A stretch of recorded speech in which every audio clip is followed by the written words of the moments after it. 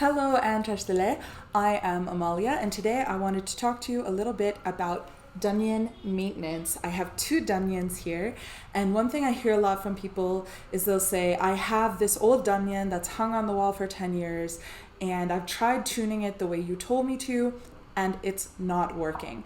So the issue is that the Dranyen is a very delicate instrument. It can be very easily damaged. So today I'm going to teach you some ways both to prevent damage from happening and to fix damage if it does happen.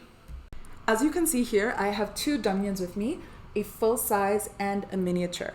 Fortunately, we're going to use the same techniques for both, and I want to show you what to do. So if you already have a Dranyen that is in good condition to start, one of the first things you should do is whenever you are done playing, this bridge should be taken down. The reason is that the base is made of leather, and leather is frankly a flexible material. If you keep this bridge up, especially in humid weather, over time the leather will start to warp. This will dip in, the strings will come too close to the base, you'll get a really horrible sound, you won't be able to keep the tuning. So whenever you've finished playing whatever, and you're done for the day, you want to take this bridge, gently flip it down, and then slide it to around there. Doesn't have to be exact, but you'll see that this allows the base to be kept almost completely flat, and there's very, very little tension on the strings. Let me show you how I do that on the miniature Dranyen as well. So here's my miniature Dranyen. You can see the bridge is up. I take the bridge, I flip it down, I slide it up, and there's no longer any tension on the leather. So now, if you do this with your Dranyen, you should be able to maintain this leather for easily over 10 years. I've had this particular Dranyen since 2007, and I've only needed to replace the leather once. And that was because during the pandemic, I was out of the country for 2 years. I couldn't maintain this and damage happened. If that hadn't happened, I would probably still have the original leather here. So if you remember to do this every time after you play, you will be able to keep this leather nice and fresh for easily over 10 years. Now, what do you do if the leather has been damaged? This has been hanging on the wall for 10 years, it belonged to your uncle, and now the leather is like, don't worry, it's pretty easy to fix. Now, I'm not going to show you how to do this on my Dranyens because I don't need to, but I'm going to demonstrate it to you. The first thing you want to do is you want to take the bridge all the way up onto the wood. You want nothing interrupting the leather here. Then you want to take a spray bottle with just regular, plain, everyday water from your sink, okay? And you want a spray bottle that has a very fine mist.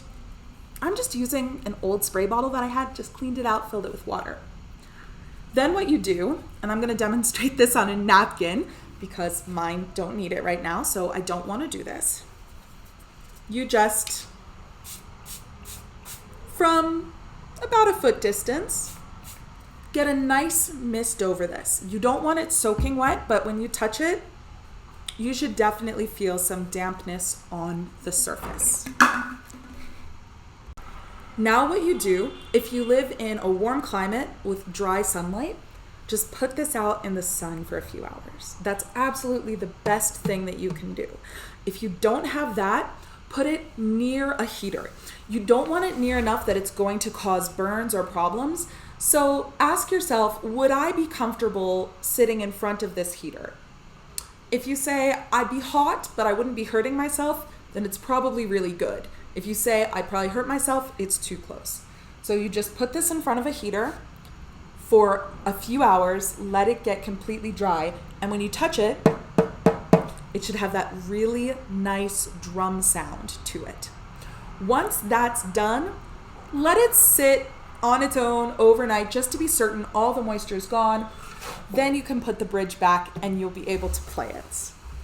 If after, say, 4 or 5 tries, you still haven't fixed the warping, you may need to replace the leather.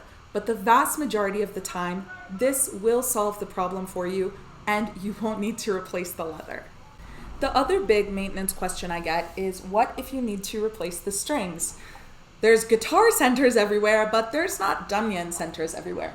The good news is Dranyen strings are really easy to find, and I'm gonna let you in on a secret that all of the professionals use. These strings are from a badminton racket. You may notice that there are two kinds of badminton racket strings, solid color and checkmarked. And although they look different, it's important to note that they also do feel different. The single color, which is what I have, is very, very smooth, while the checkmarked actually has a bit of a texture where the black and white meet. It's not that one is better than the other, people have their own preference. So when deciding which one works for you, perhaps try Dranyens with different ones to see which one you're most comfortable with. Otherwise, stick with the one that you learned on. And again, in a worst case scenario, you use the other and the difference is so minor that you can probably adapt to it within a day or two.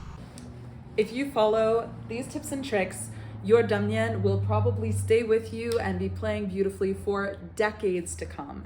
So I hope these have helped you. If you like this video, please do give it a thumbs up. Please consider subscribing. And of course, and tukche.